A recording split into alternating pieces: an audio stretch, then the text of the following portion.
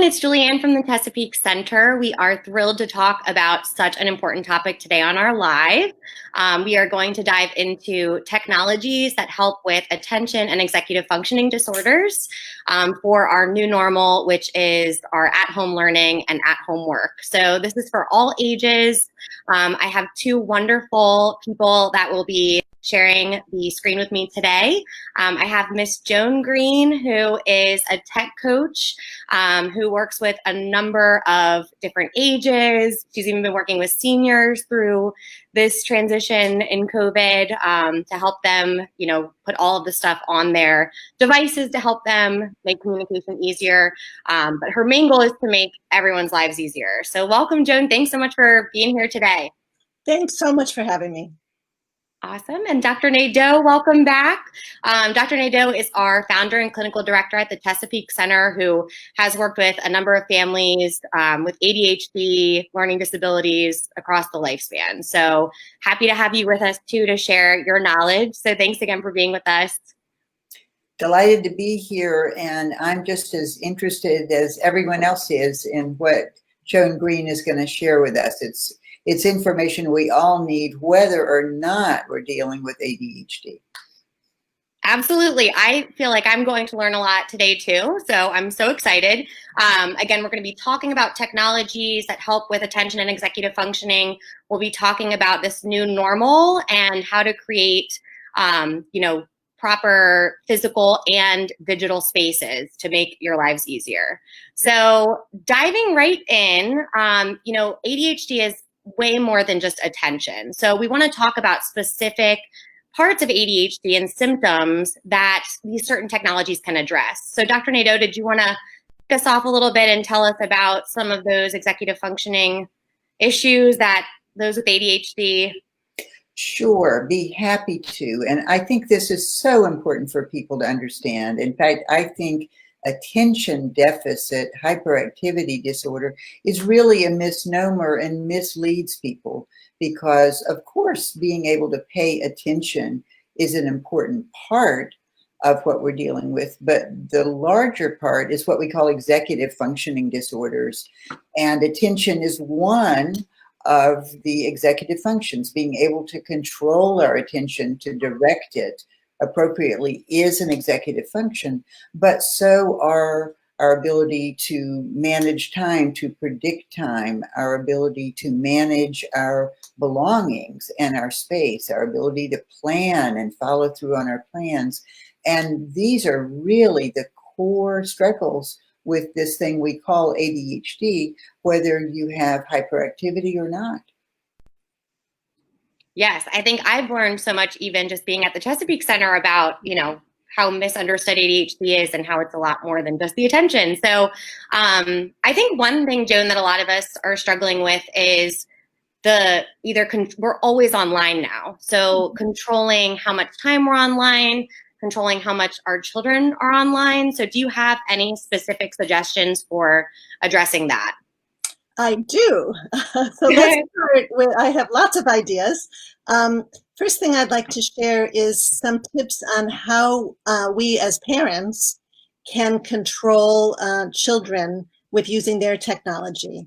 And while it's really important, then I'm going to get into how we as adults and older students can take advantage of the technologies to help us control our impulses and manage our time. But with parents or caregivers of any sort, if there are kids, we can't just let them loose on unrestricted internet access and give them these devices and have them bring them into their bedrooms, and all kinds of problems can happen with that. So I just wanted to share a few things that I just want to make people aware of exist. And then what I'm hoping that you all do who are watching this Facebook Live is just take notes of some of these resources. And if you go onto YouTube or Google these terms, you can find all kinds of video tutorials, or I can help as needed.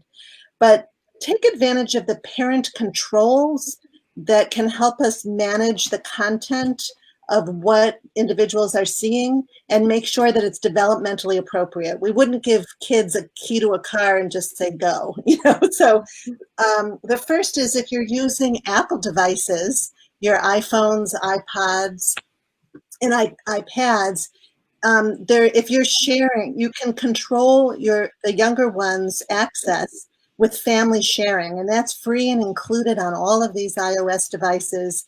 And you can monitor when they can get onto their devices, what apps they can use, and what they're exposed to. So it's really important to dive into the settings if you're on an Apple device. Also, if you're on an Apple device, there's something called guided access that a lot of people don't know about. If you have a young one, or even an adult with developmental disabilities, or, you know, a lot of people can benefit from this. You can set it up in your settings so that you triple click and you lock someone in an app so that they can't get out of it and do all kinds of other things. So those are really helpful tools. Then another set of parent controls are for different types of devices. So there's one called Google Family Link, and that's if you're using Android devices or you're on a Chromebook, whenever you have a child that's logged into a Google device that's not controlled by their school, if it's not a school account, the parents can use the Google Family Link app to control access and time that their kids are online. And the other place that you can look at are just all the different browsers and Verizon and Comcast. There are a lot of ways that you can control what younger folks are up to. And the most powerful one is Circle by Disney. That's really powerful. So a lot of these tools are free and on your devices, but they're definitely worth exploring. I mean, of course, I think it's most important to discuss expectations and rules and have everything, you know, be very clear about appropriate use of the technology. You know, Joan, I think what you're saying is so critically important, and I can't tell you how many parents have said to me, I don't know what to do because they have to be online. They have to have their computer. And obviously most parents don't realize the level of control they can exercise. Right. And you don't want to, and it can really reduce stress because there's so much stress that comes from digital access. And so if you can just set some rules and expectations and then gradually, as developmentally appropriate, release, you know, what the kids can do, I think that it really helps. And then those of us, as we get older and we want to start exerting more self-control, take ownership of how we choose to manage our own attention. And again, that's how I like to phrase it. Like, we have the power to manage our attention, but it's nice to have a bit of help. So whenever I can, when I'm starting to help people online, I try to always encourage them to use Do Not Disturb on every single device, whether you're on a Mac or a PC or a Chromebook or an Android phone, tablets, everything. You can set it up to limit the notifications, and you can turn on Do Not Disturb so that you stay focused and you don't get so easily distracted. And again, just really explore the settings on whatever device you happen to use. And then on Windows devices, especially Windows 10 is the latest operating system for PCs, for Windows. And there's a special focus assist. So if you're looking at a way to get rid of distractions, it's just included in many of their products already. So taking advantage of that, and you can decide which apps or sites you want to block for certain amounts of time. You know, if there's certain types of content you want to block, and then it goes on and on. Like, to manage your own attention, you can take advantage of reader views. So in this slide, I have that Safari, Edge, and Firefox, all for free, have reader views, and usually it's just an image, like with all those horizontal lines, that's next to where you type in the website address, and it often blocks all the ads, and you can customize the font size and the color of the background and font. I mean, all that's just included now in these operating systems and browsers. Many students are using Chrome, and many adults. That doesn't have a built-in reader view. but Mercury Reader is an add-on. It's a Google Chrome extension that for free that you can use from the Google Chrome web store, which I realize probably a lot of people don't realize exists. There's this whole world out there of extensions that add functionality to different products. And you can click on that when you're on a website and clean it up, get rid of the ads, and just make the text a little bit bigger if you need it and make things easier to read. So those are some of the tools. Notes, because all of these sound phenomenal. I had no idea that there was something that could even lock you on a screen, because, you know, sometimes when we're e-learning or watching webinars or different things, we doze off and start to kind of go in different places. So if it's important and you have to watch it, you know, that self-control piece. And I had no idea that you could remove ads from web pages. So those were just enlightening for me. Dr. Nadeau, do you have any thoughts? Oh, I couldn't agree more. I think that is fantastic. But I have a question for you, Joan, and sure. This is one of the distractions that I deal with constantly. And that is, I, like many, many working adults, get a gazillion of emails every day. And when I click onto my email to send an email, because I need to, then I am faced with the 60 emails that have come in since the last time I was on. And I struggle with getting distracted by the other emails when I'm actually supposed to be working on something else and just sending a brief email. Any suggestions? Absolutely. I mean, I think the majority of people use Gmail. Do you use Gmail by any chance? I do. If you right click, you first of all, you can pause your inbox in Gmail so that you can pause it for a certain period of time so that no more emails will enter your inbox. Another email trick that I use is that you can right click. And a right click, when I say right click, that's when I'm using, you know, when you have the two buttons on a regular mouse, but it might be a 2-finger tap if you're using a touch pad. I mean, there are different ways to get that right click, but there are a bunch of choices that show up that you probably didn't even realize it if you right click on the heading of your email, and you can choose to just snooze some of these emails to pop back up when it's a better time for you, when you should be managing your email. So if you don't want to forget it and you see it, rather than acting on it right then to get distracted, you can just have it right click, say, oh, I'm done with this in an hour. I want it to pop back up in an hour, and I don't want anything else to get in the way, and it'll just come right back to you. Snooze has been a game changer in my life, because you can even snooze it for an hour. So when you go in the morning and you're flooded with emails and it's really overwhelming, you can pick through, okay, this one I can do a little later today. This one can wait for tomorrow. Right. So I love that you mentioned that. Right. I think another thing that, you know, really everyone is struggling with is planning, scheduling. I think it's really difficult to have a sense of time right now, because everything is we don't have the cues that we normally had. So what are some apps or technologies that can help with that piece? My top pick probably is, well, there are a lot of them. DayBoard is an app that you can use that's free. I use the free version. And what that does is every time you open up a new tab in your browser, it reminds you of the top 5 things you've written that you want to get done that day. So you might be tempted to go look on Facebook or watch Netflix or something, and every time you open up a new tab, it's going to show you your priorities. So that, and there's also a focus mode with that.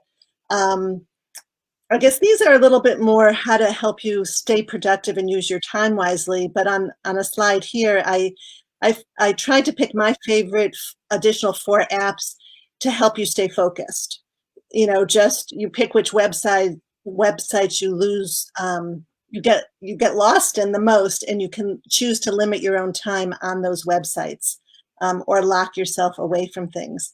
But to answer your question about scheduling, I use Google Calendar and Google Keep the most when I'm trying to organize my day. And the thing I like the best about Google Calendar is if people are using specialized calendars, it sort of plays the nicest with the Mac app and with a lot of these specialized school-based calendars, and setting up reminders and notifications in different ways to keep you on track and make sure that you're not missing things. And Google Keep, you can break down a bunch of big projects and tasks into smaller check-offable items, and you can share it with other people. And I tend to use Google Keep and Google Calendar for just about everything. And then if I have a lot of Zoom meetings, I'll put the links actually in my calendar under place, and then I can just click on them and be at a meeting. I know that all these links to online meetings are really driving people crazy.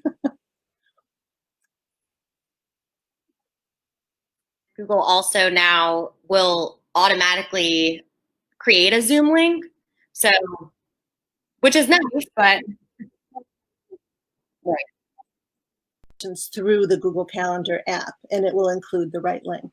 But one thing I love to use to help stay on track and make sure that I'm going according to my schedule and not getting too focused on anything, because, you know, like we said, ADHD is not a lack of attention. Sometimes you're just so deeply focused on something, you lose track of the time. And then before you know it, you're doing a great job with whatever you're doing, but you've missed something you were supposed to be at.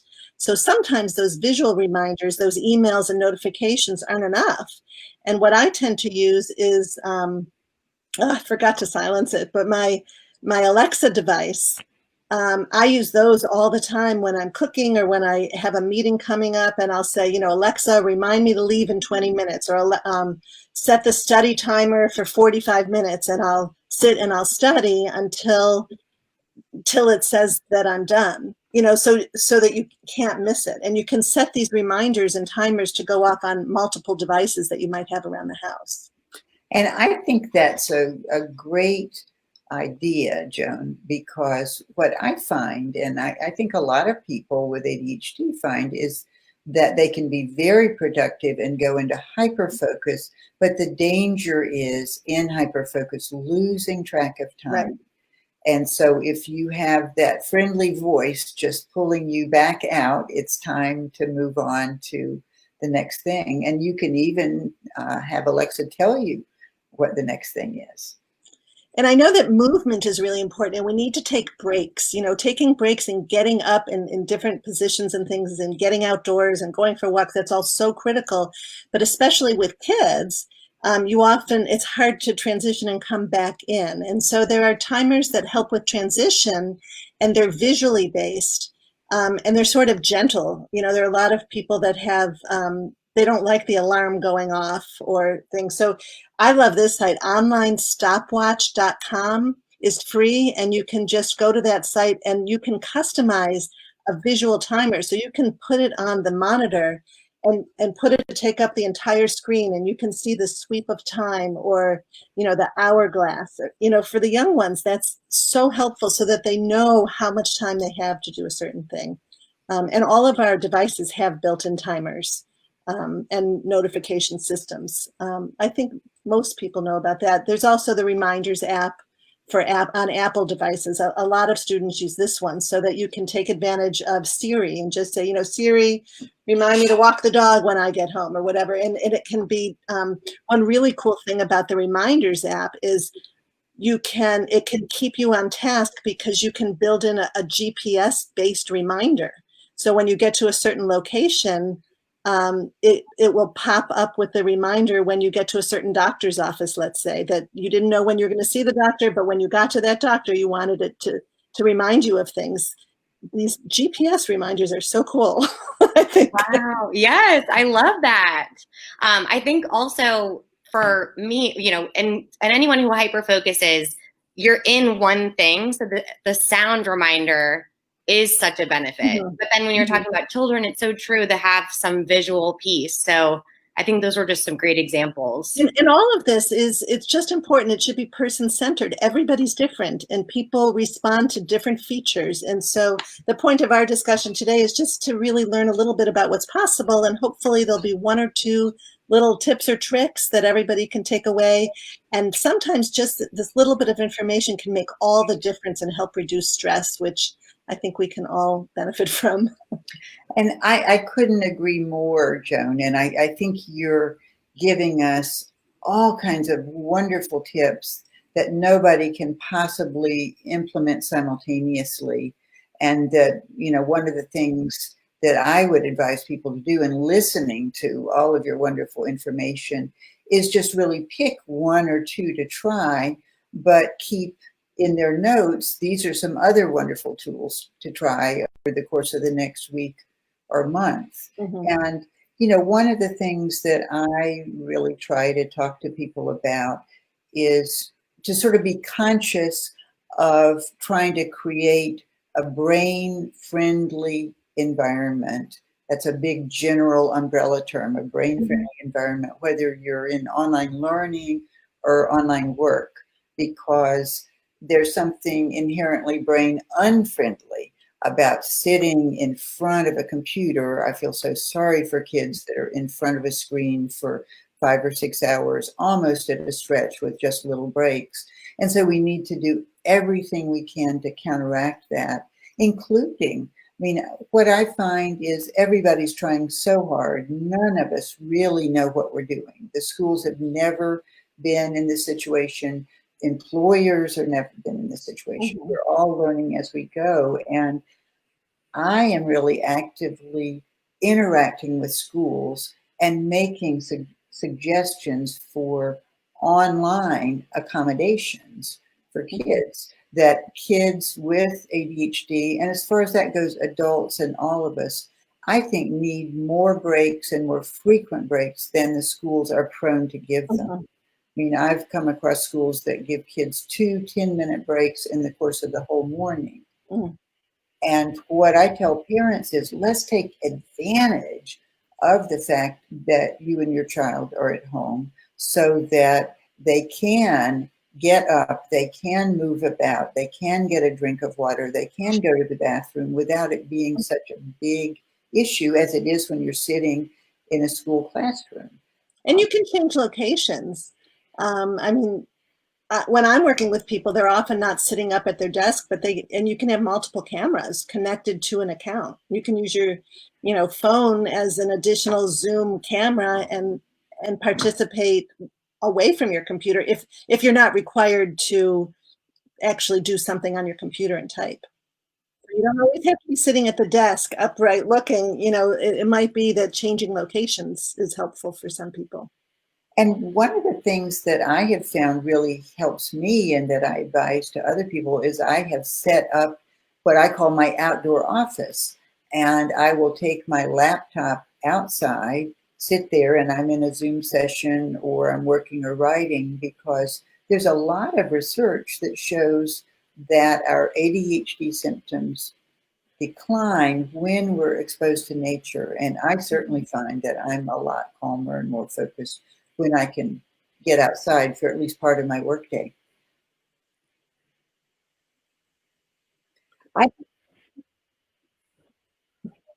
Finally back. I'm so bummed because this is one of my favorite topics. I was getting so much out of it, and then I got kicked out. So things are taking it over. I'm not sure where we kind of left off, but about sort of the environmental factors. Joan's been telling us all kinds of fabulous information about how to manage distractibility, how to pull us out of hyperfocus when we're in it, all kinds of tools that are technical.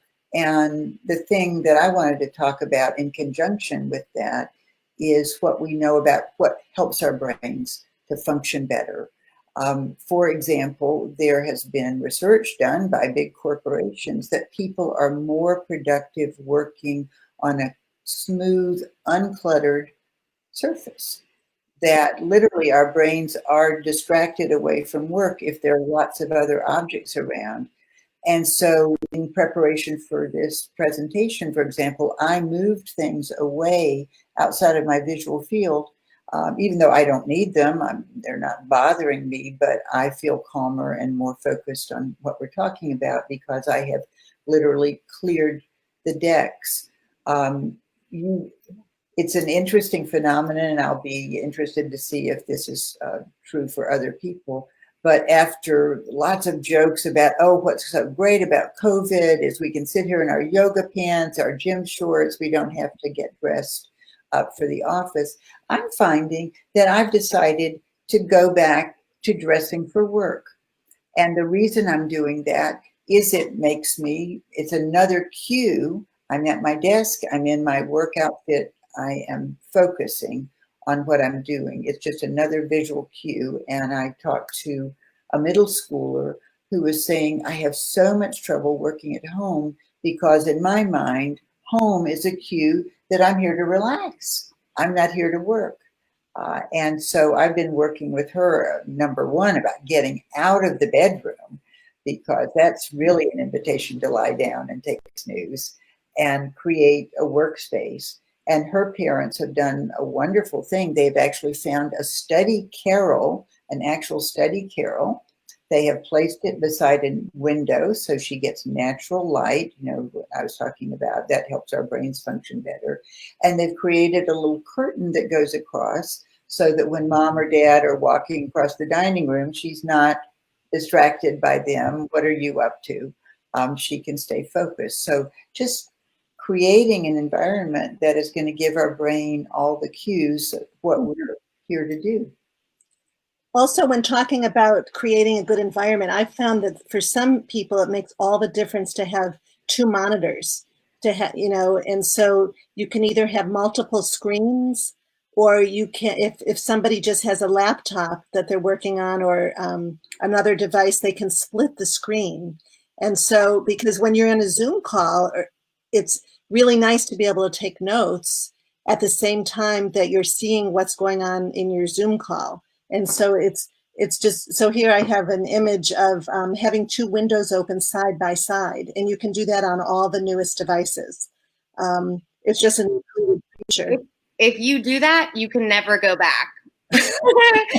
I learned that I can never go back to one screen now that I've had two. And actually during COVID, my one other screen broke, and so I went and purchased another one, and I bought actually a 32-inch, not understanding the dimensions, and so now I have a huge second monitor, and I don't think I can go back to the other one. So brain, like, you don't want to multitask, which we know there's no such thing as multitasking because you're always shifting, but there are a lot of times when if you see multiple windows at once, you don't have to task your working memory as much, and you have access to information to help with studying and work productivity. That one tool, having an extra monitor, which could be a TV. I mean, it doesn't have to be expensive. You may just have one around the house. That can really make all the difference. Absolutely. Exactly. And, you know, going back to creating a brain-friendly environment, we really have more latitude to do that at home than we have in school. You know, when I write instructions for accommodations, it's very hard for a teacher to allow a student to wander around or go outside because they need a green break. But at home, we can have a green break outside. Our kids can too.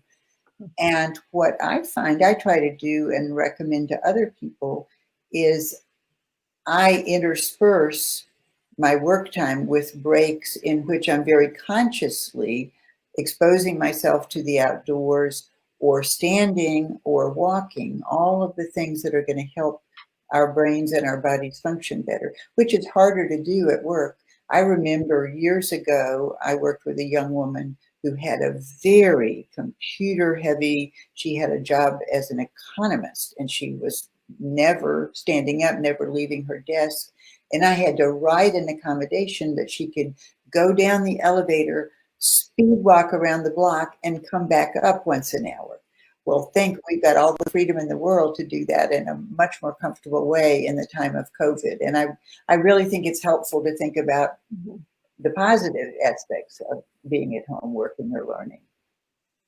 Yes, and I also think I like that how it's not so like taking an hour to go for a walk. I think it's so important to get up every hour, or just, you know, for a few minutes, just to move around, get away from what you're doing, have that, you know, be in the moment, trying to be present. So I think that's wonderful. Joan, one thing that you mentioned earlier, and I don't know if you shared the other apps, was helping with prioritization. You shared that one app where it was like the to-do list that shows up if you, and then there was another slide. Can you share some of the other ones? So I shared Google Keep, which is one of the Google apps. Is that the one that you were talking about? So with prioritization, if you have Google Keep, you can move things up and down to decide what you want to do the most. Is that the one? I think so, yeah. So, I mean, there's Google Keep. There are a whole bunch of these where you can prioritize. You can create different notes, and then you can go to keep.google.com or download the Google Keep app in any device, and they're all free. You just need a Google identity. And that's often the single most important app that people say really changes how they do things, because you can share that app with other people, and you can prioritize everything. You brainstorm everything that you need to get done, and then you can put them in order of priority. There are a lot of fancy to-do apps where they have actual prioritization stars, and it can get pretty complicated. What I really try to do is start with what's free and mainstream or already included on your device to keep things simple. I think that it's easy to get overwhelmed and to get lost in the details, and then people don't use what you share with them. So the more we can streamline all of this and make it easy, the better. I have a question for you, Joan, and that is, I think the most impossible thing that we're dealing with in COVID is being a working parent with kids at home, being in school. And how are there tools that can help us do our work and monitor what our kids are up to and sort of have a structure of moving back and forth? Because I work with so many parents who say, I don't know what to do. If I'm helping my kids, I'm not doing my job. If I'm doing my job, my kids are lost online.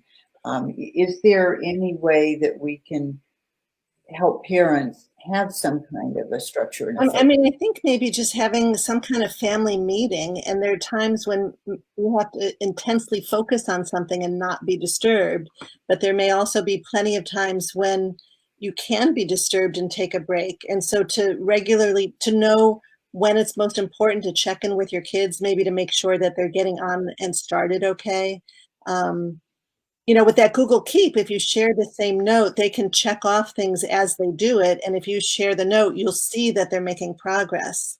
So it's hard. I know that some families are, the parents are getting up early or staying up later, and they're trying to be with their kids during times that they think are most essential, or they put signs on their door when they can be disturbed or when they can't be disturbed. I think every situation is just so different. I mean, you could do something like the Alexa drop-in, but I wouldn't want to do that. That seems too big brotherish to me to have them on and watch them. I don't think I like that. I think a lot of this depends on the age of the individual child, but to have some kind of family plan and together try to come up with some collaborative problem solving to figure it out. Because if you model good collaborative problem solving to your kids, this is difficult now. And so that's one of those silver linings. I mean, you learn how to problem solve and figure things out together as a family. Exactly. And it's so important for parents to coordinate, so that there really has to be a family schedule in my mind of who's going to help with this subject, who's going to help with that subject, when can I be interrupted, when can I not be interrupted because I'm in the most important meeting of my week, and having signals so people aren't getting frustrated and upset with each other. I was just going to say, I think that's perfect too, because for those children who are a little more independent or developmentally older and more capable of, doing their work autonomously, but having these supports, I think it's also, well, this is in my brain, but kind of fun to go through. And once you have a system that works for you, it makes your life so much easier. So even including your children in, what are the issues that we're having? And then it does take some time on the forefront to set everything up. But once it's set up, it's a game changer for a lot of people. Right. I've been working with a lot of families where the parents are still reading things to their kids who can't pay attention, or they're writing, they're doing the typing as their kids tell them what to write.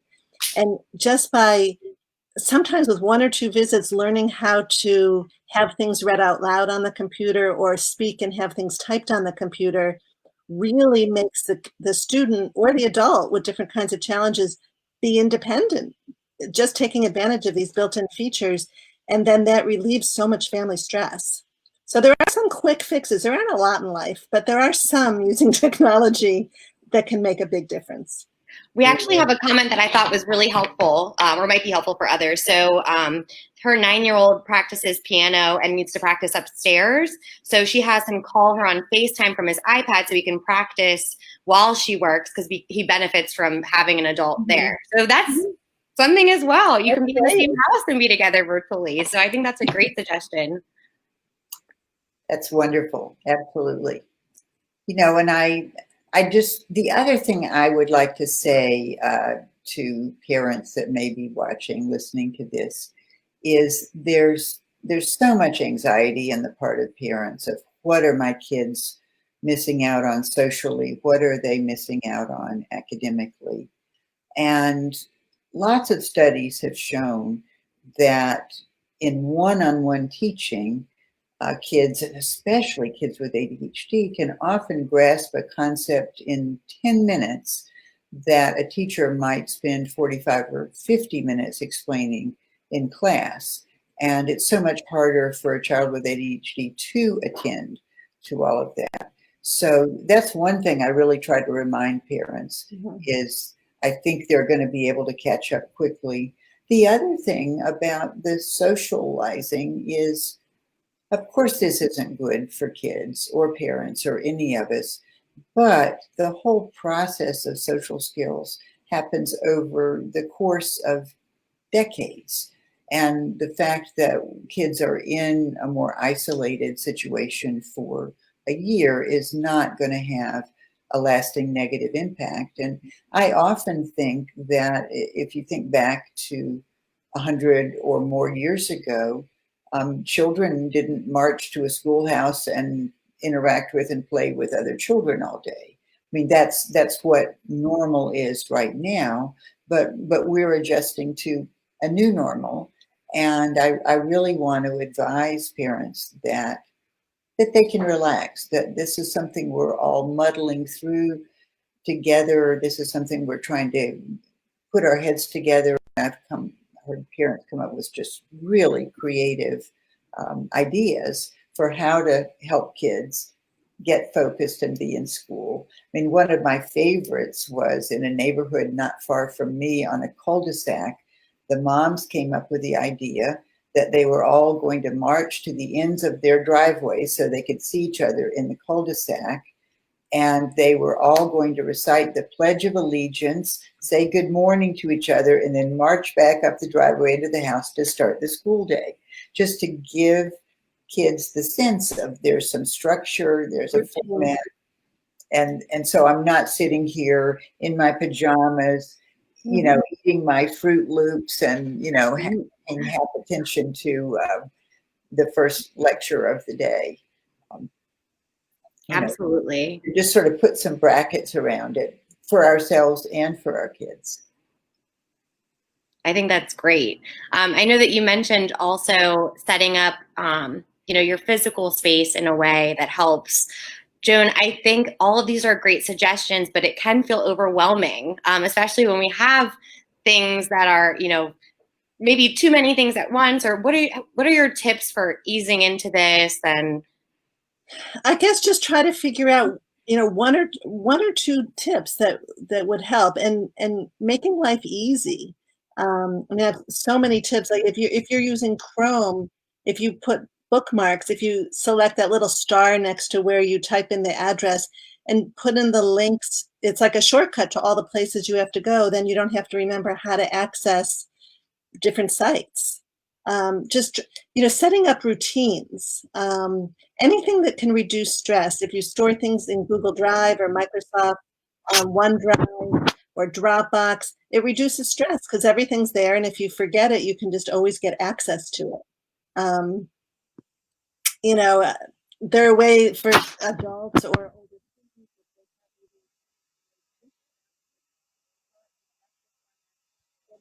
advantage of different products that will sync the audio to where you type or write notes. All kinds of, you know, pens and and Glean by Sonoscent. I mean, there are all kinds of things. So if any, I don't know, anybody that goes to my website, innovativespeech.com, if they just want to chat with me, I offer free 15-minute online, not online, but phone consults.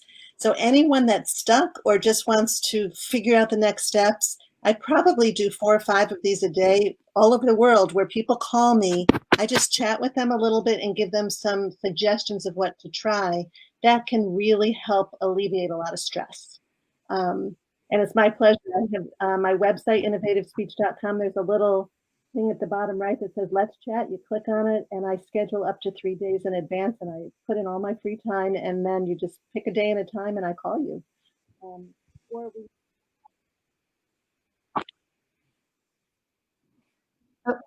Oh, okay. Yeah, so those are my recommendations. I'm happy to help people figure out next steps. And just to keep it simple and really get to know the tech that you already have, explore it to its fullest before you start adding more. Just take advantage of what's there. Absolutely. And so sorry to interrupt you, Joan. You were, I think, covering your mic there and we had to kind of tune in. So I think you're all good. Okay. For what we did miss, I definitely think that some individual support is always helpful. And I know that you're available for that free consultation. So, if you saw, you can just go to her website and we'll share that in the comments as well. I just want to say that I think another thing with all of this is we are trying to see what works. And so I have another comment from a mom I just want to say is similar to the piano comment. Her middle school child's much more receptive to her homework support as a Zoom call and screen sharing versus sitting next to her child. So again, I think it's just getting creative. Every child is different. So using these tools and understanding what's out there and learning from other parents and other families that are all trying to figure it out as well. So that's right. One tip that someone said made all the difference to them is learning how to do a screenshot or a screen capture when they're on Zoom calls, rather than trying to take so many notes. If they were just able to capture the screen, and it's a little bit different depending on what kind of device you're on, that helped them remember content that was discussed, or maybe all the people that were at the meeting. There are ways to record it too, but of course you have to get permission for recording. And so we want to make sure that everything's legal. But there are lots of different tips and tricks. Well, I think this has been wonderful. You've definitely given us quite the overview.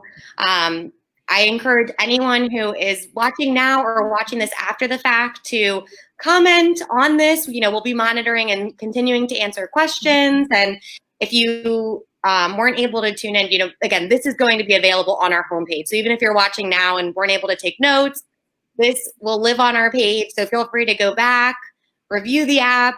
I'm going to do that. I'm going to start adding some of this stuff into my routine. So I just thank you both. And Dr. Naito, fantastic suggestions. I think that you've really also touched on easing parents' concerns that, this is not going to have lasting effects, that our kids are going to be just fine. So thank you both so much. Dr. Naito, did you have any last minute thoughts? Well, I have a request from anyone who's viewing this, and that is one of the projects we're working on at the Chesapeake Center is developing a list of online learning, distance learning accommodations. Schools are not used to providing specialized accommodations for online learning. We certainly have some ideas that we're going to promote, but I'm sure that a lot of the parents out there listening have ideas either of what would be helpful, what you wish the school would do, or just a problem that you're having that you're not sure how to accommodate. Because we would like to develop a library of online accommodations that we can then start advocating for in public and private schools. And I think those could also be helpful with the ADA, with adults who are, in the working world that need ADA accommodations that are reasonable. Absolutely right. So I think all ages can really benefit. Sure. So I just find there's so many smart, creative people out there. And if we put heads together, we'll be able to get through this a lot more productively. I think that's great. Thank you both again. I know this is definitely going to help a lot of families. So I just appreciate you for taking the time with us today. And for those who are watching, tune in for future Facebook Lives. Make sure that you like our page so you're notified. And if you have any suggestions for future topics, feel free to comment that or message us on our Facebook page. So thanks again. Have a great rest of your day. Bye, everybody.